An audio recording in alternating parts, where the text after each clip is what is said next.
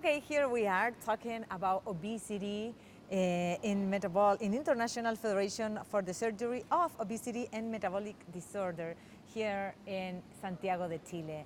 Now I'm going to introduce to the Dr. Philip Schauer. He's a professor of metabolic surgery at Pennington Biomedical Research Center in USA. Thank you so much for being with us. It's a pleasure to be here. So, welcome to Chile, by the way. Oh, Chile is wonderful. Santiago is beautiful. So, could you tell us what brings you to this year to Bariatric Surgery Congress? Well, this is the annual meeting of the International Federation for Surgery for Obesity. Every year it's in a different major world city. So this year it happens to be in the lovely Santiago, Chile.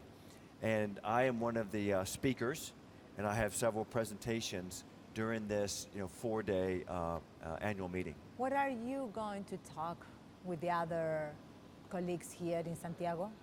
Yes, I have several presentations talking mostly about advances in our field, new surgical procedures, how does surgery relate to new medications for weight loss, many topics in this area. So let's talk about that, yeah? What are the most significant innovations in bariatric and metabolic surgery? Well, I think in the last 5 to 10 years, one of the biggest innovations is the improvement in the safety of surgery. We do these operations with very small incisions. Most patients just stay one night in the hospital. They're home the next day. They're back to work in 2 weeks. So the operations have become very safe.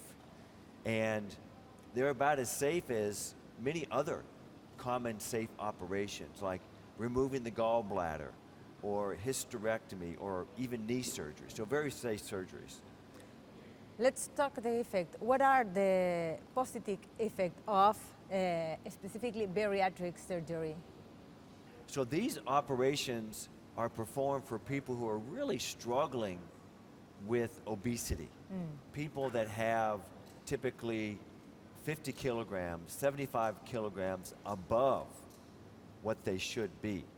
And so these operations help them not only lose weight, but help them improve the medical conditions that they have because of their obesity. For example, high blood pressure, elevated cholesterol, diabetes, sleep apnea, heart conditions. There's over 200 medical conditions associated or caused by obesity. So bariatric surgery or metabolic surgery helps reduce weight and improve many of these very severe illnesses. We are dying for cancer or cardiovascular disease. How does this operation help to prevent those illnesses? Macarena. People that have obesity are likely to have a shorter lifespan, and they're likely to die from cardiovascular disease or cancer. Now, these surgeries have been shown to reduce the risk of heart disease. A recent study in the European Journal of Cardiology a few years ago did a very large study combined of more than 39 studies demonstrating that bariatric surgery can reduce the risks of a heart attack by 42%. 42%? Stroke by 36%. It's a lot.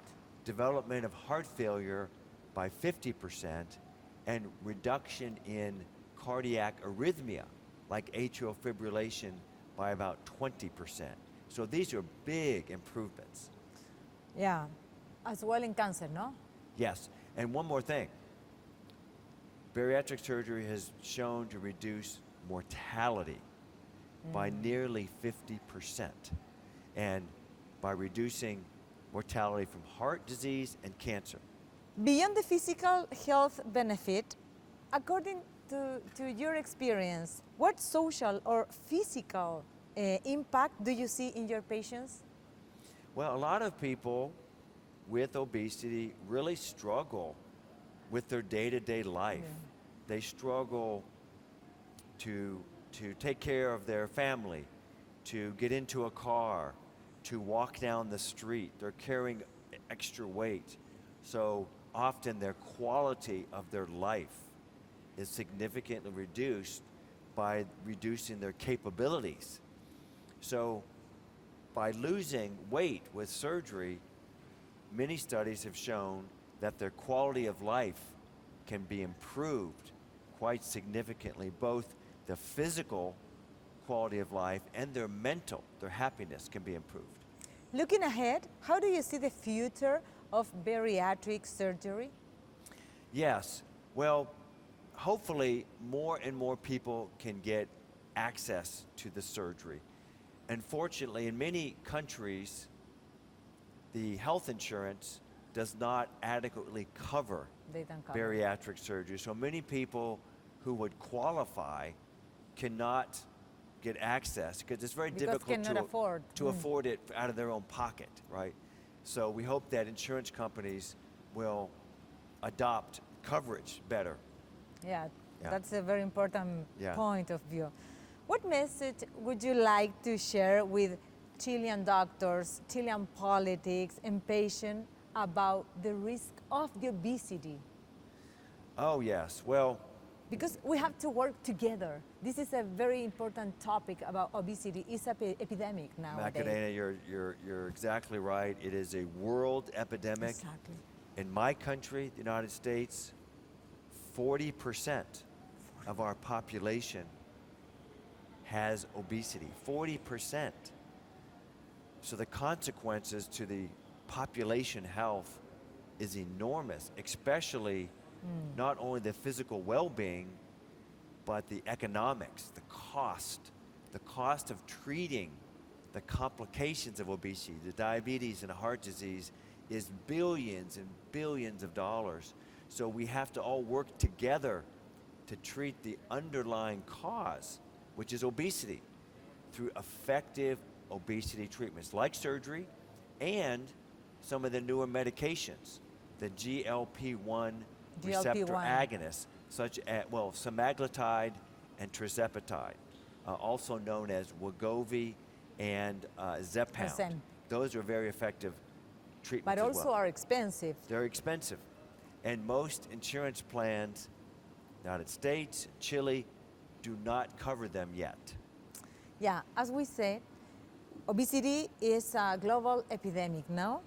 From your point of view, how country can improve prevention? Because we have two different situations. People with obesity nowadays, but our kids, the future generations, they are eating bad, they are not exercising. So how do you see that? We must do both, but prevention and treatment are entirely different strategies. We have to understand that. But I think prevention is population health. It relies on governmental initiatives, and it's very difficult. Many countries, my own country, has tried many things to try to reduce the growth of obesity, and so far it's been very challenging. It is. But we need governmental policies about encouraging better food that is less sugar and fat, right? Less junk food, less processed food. We also need policies that encourage more activity, not just sitting and playing video games all day, but being more active with our children in schools and at home as well. These take policy initiatives. Very difficult. I know that this is a very difficult question, but what is the main cause of the obesity? We just talk about junk food, about the people, kids are not playing. I don't know. What is the main cause? Well, the obesity epidemic is fairly recent. We believe that the epidemic really began in the 1980s. In the 80s? Yes, in the 1970s and before, obesity was quite uncommon. But since the 80s, there's been a steady increase in the prevalence of obesity. So it's relatively new. there's two major factors, as we pointed out. Eating too much food with high calories or not exercising enough.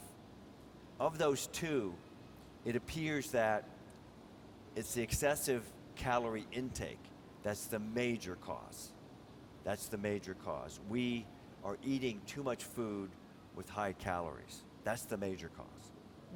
It's a very, very, very big problem. What challenges or opportunities exist in Latin America, in Chile specifically, to advance in the obesity treatment? Well, I think conferences like this IFSO conference, where doctors come from all around the world. Yeah. And they share their experience. And at this conference, we have surgeons, we have medical doctors, we have gastroenterologists, we have cardiologists, all coming together to come up with the best treatments, the best plans for patients who are struggling with obesity. I think that is the way we can advance the field. So you can do a surgery or operation and you can change the life of your patient in that case. But what happened is that patient that doesn't change his or her mind, because we have to eat differently, you have to walk a lot, we have to change our life. That's a very important point. And I think it's important for your audience to know that surgeons spend a lot of time with their patients before surgery. Oh, really? Yeah. Many months, preparing them so that they're healthy and ready for surgery, but also educating them. Educating They them. work with a dietitian. They work with a behavioral health specialist, like a psychologist, to prepare them to make important health changes so that when they have the surgery, they are ready. And that's very, very important. Probably we are not seeing the risk of the obesity. We just talk about our heart, cancer, quality of life, but also we have other illness related with the obesity. I don't know, I'm thinking about diabetes, type 2. Yes. What is the real risk of the obesity? Because we are not talking about the obesity because we want to talk about obesity. It's because it's a real problem. It's a real problem, and there are more than 200 medical illnesses that are associated or caused by obesity. I could go on and on, but sleep apnea is one, a very common illness. Orthopedic problems, arthritis in the knees, in the back, in the hips. Yeah. With extra weight puts a lot of stress To on our the bones. joints, on the bones, and causes severe pain and arthritis, so much so that people have difficulty walking. Many conditions. Every organ in the body, every organ is adversely affected. The liver, for example, obesity can lead to liver disease and cirrhosis. Yeah. So, virtually every organ in the body can be adversely affected by obesity. That's why it's so important to treat it. What is your last message to our audience? Well, I think the last message is we all have to take this condition very seriously. Obesity is an illness. It is not a lack of willpower. It is not a character flaw. It's an illness. And we haven't talked much about the fact that it is largely genetically driven as well. The predisposition to obesity is genetic. We have to take it seriously, and hopefully policymakers will put in policies that will give people access to effective and safe treatment, whether it is lifestyle intervention, diet and exercise, medications, or in some cases surgery. Yeah, it's one of the If we don't do possibilities. that, we're going to be in big trouble. Yeah. We're going to be in big trouble. The costs, governments can afford to treat the costs of obesity. We have to treat the central problem. It's an important message. Dr. Schauer, was very nice to meet you. It was very nice to talk to you. My pleasure. Thank you so much. And see you in the other interview.